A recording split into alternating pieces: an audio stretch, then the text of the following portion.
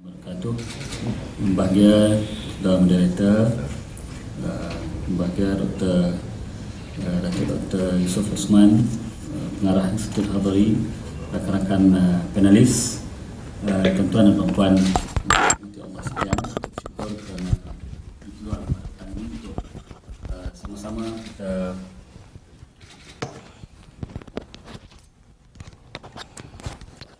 kita sama-sama membincangkan satu topik yang agak pada saya krusial pada zaman ini apabila kita berhadapan dengan suasana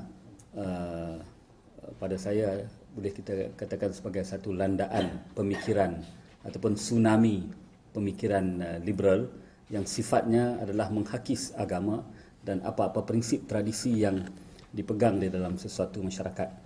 Dan ini pada saya adalah merupakan fasa baru di dalam kehidupan kita, dalam kehidupan bernegara kita, apabila Islam sekarang ini berhadapan dengan satu cabaran baru setelah kita berhadapan dengan satu cabaran yang lama. Dulu kita berhadapan dengan di era British dengan pemikiran dan juga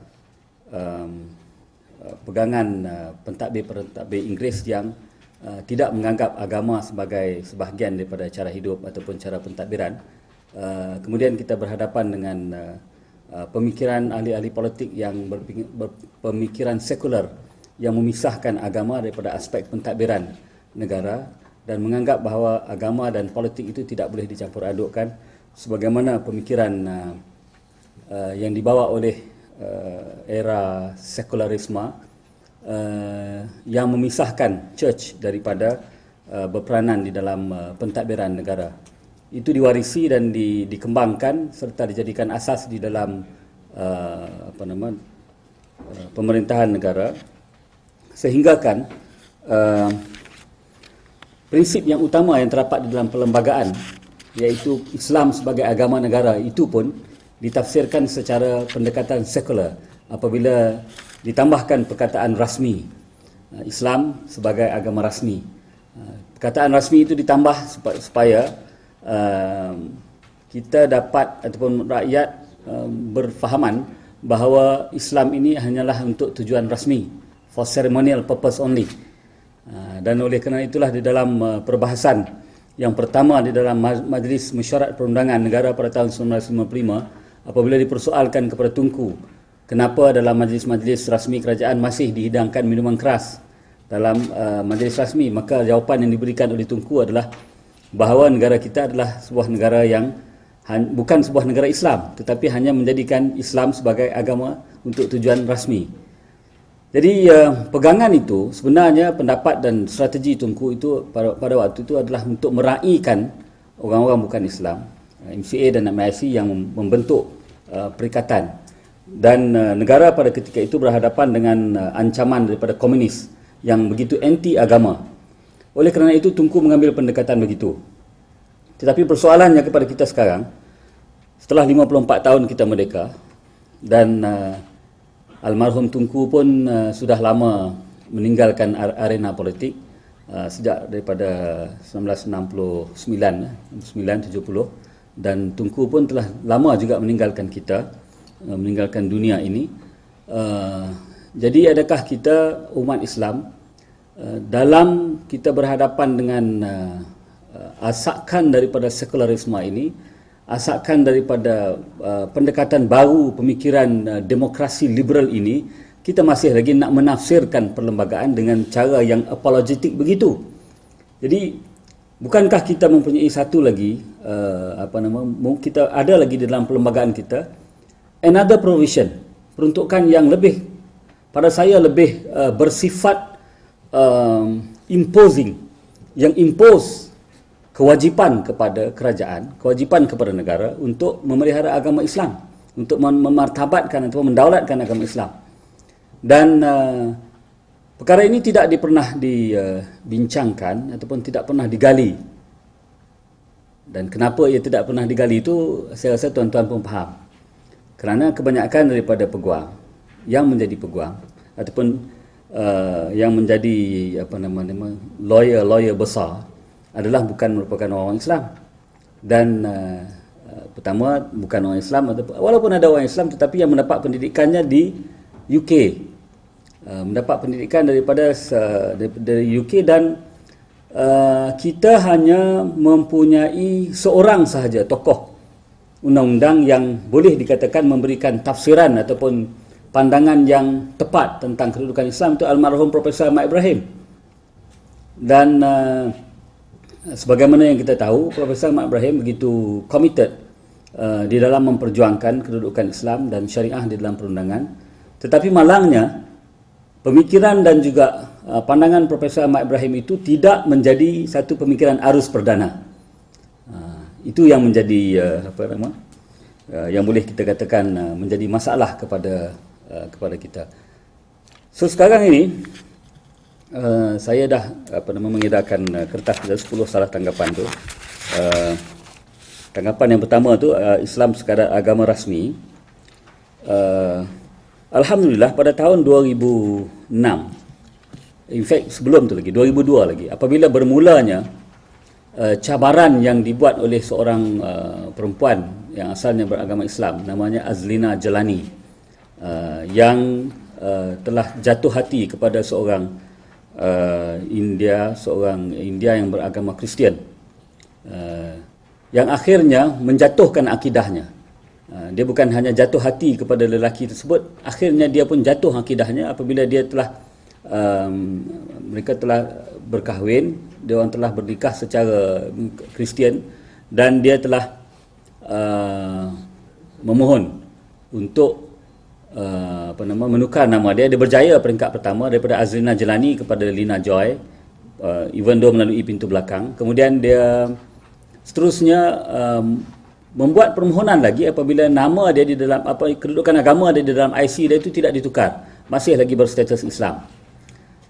Itu dari segi administratifnya, aspek administration. Itu yang nampak aspek administration itu, tetapi manifestasi daripada tuntutan-tuntutan dia ni sebenarnya di belakang dia adalah terdirinya golongan-golongan yang begitu kuat sebenarnya yang mendukung hak kebebasan beragama berasaskan kepada UDHR, artikel 18 UDHR, hak kebebasan beragama termasuk hak kebebasan untuk menukar agama. Dan hak kebebasan menukar agama ini cuba di-extend kepada orang Islam. Dan bukan kita bermula di sini. Tindakan ini ataupun proses ini, proses perundangan ini adalah sebenarnya merupakan satu daripada ikon betapa kumpulan yang dinamakan kumpulan Artikel 11 begitu yakin bahawa mereka melalui tindakan Lina Joy ini mereka akan mendapat satu hak baru untuk orang Islam. Kita tak nak pun hak itu sebenarnya, tetapi mereka nakkan hak itu diberikan kepada orang Islam, iaitu hak kebebasan kepada orang Islam untuk menukar agamanya, ataupun dengan lain perkataan hak untuk murtad. Dan ini telah dihujah di peringkat Mahkamah Tinggi. Malangnya pada peringkat awal, judgement Datuk Faiza itu langsung tak disiarkan di dalam Malayan Law Journal. Cuma disiarkan di salah satu di US, salah satu jurnal di US, kemudian atas desakan-desakan barulah kemudiannya disiarkan. Pendekatan Datuk Faiza agak positif, menjelaskan bahawa kedudukan Islam sebagai agama negara. Kemudian beberapa artikel-artikel lain di dalam perlembagaan 12.2, 11.4, in fact jadual ke-9 iaitu butiran 1 senarai ke-9 adalah kesemuanya menunjukkan bahawa ada kewajipan kepada kerajaan atau pemerintah untuk memajukan ataupun untuk support agama Islam. Tetapi pandangan dan prinsip itu tidak begitu digembar-gemborkan, tidak begitu diketengahkan. Walaupun akhirnya judgement dalam kes Lina Joy ini sebenarnya selari daripada peringkat Mahkamah Tinggi, Mahkamah Rayuan, sampailah ke peringkat Mahkamah Persekutuan. Dan peringkat Mahkamah Persekutuan lah yang pada kita adalah suatu anjakan yang paling penting, di mana dalam kes tersebut walaupun ia bersifat majority judgement 2-1, Tun Fairuz telah menafsirkan semula Islam di dalam perlembagaan itu. Dan tafsiran beliau dalam kes Lina Joy itu adalah berdasarkan kepada pendekatan Al-Maududi. Bila ditafsirkan, Islam itu bukan saja satu himpunan dogma-dogma dan rituals, tetapi ia adalah satu cara hidup, way of life yang lengkap, merangkumi semua bidang aktiviti manusia, persendirian atau awam, perundangan, politik, ekonomi, sosial, budaya, moral atau kehakiman. Dalam kes Cik Omar Cik Soh sebelum itu, Tun Saleh Abbas pernah merujuk kepada pentafsiran ini, tetapi beliau tidak mengambil pentafsiran ini untuk penghakiman kes Cik Omar. Dia sebaliknya berkata, dia merujuk kepada penghakiman penafsiran berdasarkan kepada the drafters intention. Dia merujuk kepada drafters perlembagaan ini adalah Suruhanjaya Reid, yang pada saya adalah sebenarnya satu kesilapan. Bukan Reid yang menggubal perlembagaan. Reid hanya menyediakan report untuk penggubalan perlembagaan. Reid, Suruhanjaya Reid bukan yang memuktamadkan perlembagaan. Jadi kalau kita baca dalam bagaimana proses penggubalan tu, isu berkenaan dengan memasukkan Islam sebagai agama negara itu pun menjadi satu polemik, di mana the majority of Suruhanjaya Reid menolak. Hanya seorang sahaja, iaitu Hakim Abdul Hamid daripada Pakistan sahaja, seorang saja yang menerima Islam itu dimasukkan.